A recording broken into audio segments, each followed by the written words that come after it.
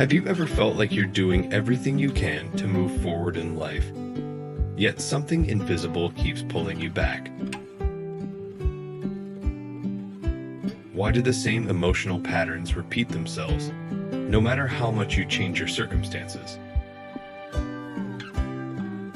What if the resistance you're facing isn't about the outside world at all, but about something much deeper? Your earliest emotional imprint, your relationship with your mother. Carl Jung believed that until we understand this foundational influence, we stay stuck in cycles of fear, insecurity, and unmet longing. But this video isn't about blame. It's about awareness. It's about reclaiming the story of your life from the very first chapter. The mother archetype. From the moment we enter the world, the mother becomes our first emotional reference point, our compass.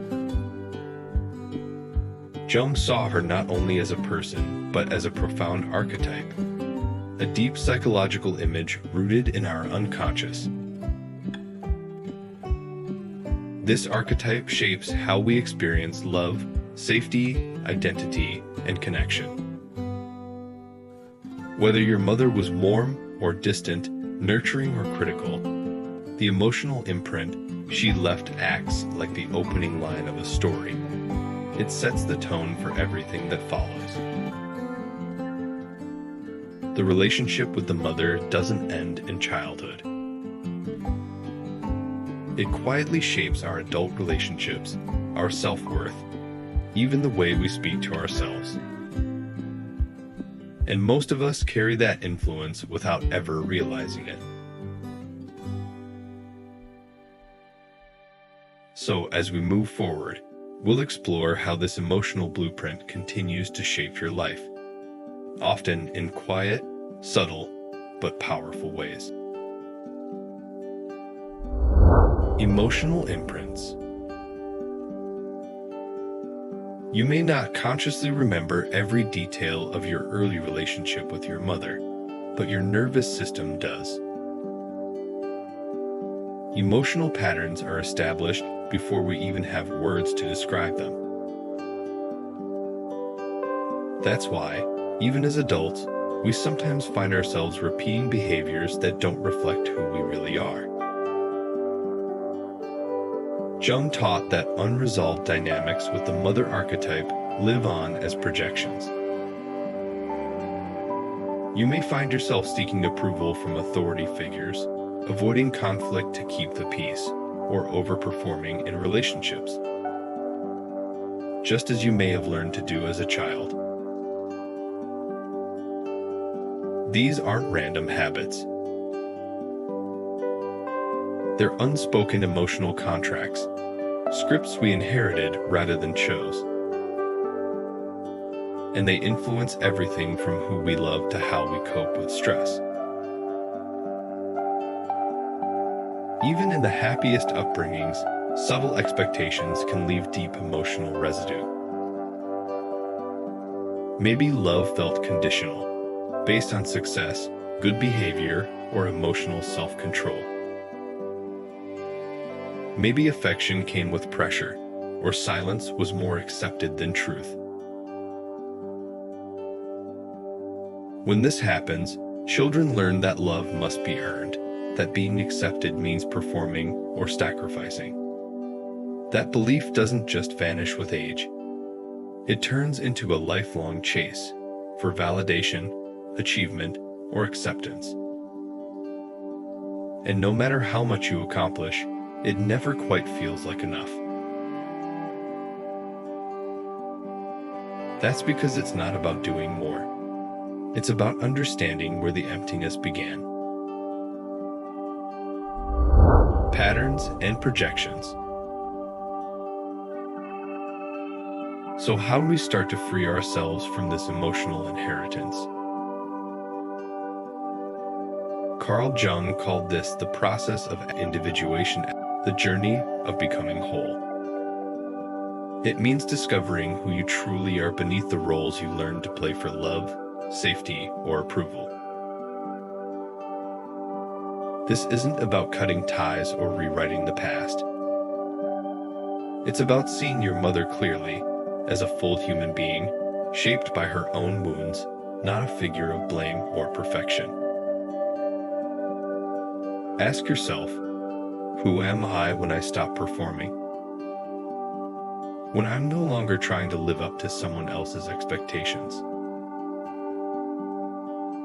This is where individuation begins. And the truth is, the real you is often hidden beneath years of self-protection. As you grow, it's also important to notice where you might be projecting the mother archetype onto others. Many of us carry her image into every important relationship. A partner becomes the one who's supposed to keep us safe. A boss becomes the one whose approval we crave. But these aren't truths. They're echoes from the past.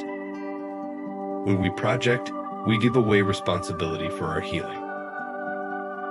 But healing begins when we take that power back. Instead of expecting others to mother us, we begin to mother ourselves. We offer ourselves the care, the structure, the compassion we once longed for. And in doing so, we start to write our own story. The path to individuation. Insight alone isn't enough. Healing requires action, small, conscious choices made every day. Start by noticing your emotional triggers. When something overwhelms you, ask yourself, is this really about what's happening now, or is something older being stirred up? Write it down. Speak it out loud. Let it come into the light. Make space for honest solitude. When your inner critic speaks, ask, does this voice really belong to me? Or was it passed down? As you become more aware of these inherited patterns, you gain the power to make new choices. You stop reacting automatically and start responding with intention. This process isn't about becoming someone different. It's about coming home to who you were before you learned to adapt. And gradually, things begin to shift. You stop chasing external approval. You stop overperforming. You begin to feel a deeper sense of respect for yourself. Challenges still arise, but they no longer define your worth. You realize that your mother gave you the first chapter, but the rest of the story is yours to write. Her influence shaped you, but it no longer has to define you. When you stop seeing her as a symbol and begin seeing her as a person, something softens. Blame transforms into compassion. Confusion becomes understanding. You still carry her lessons, but not her weight. Reclaiming your story.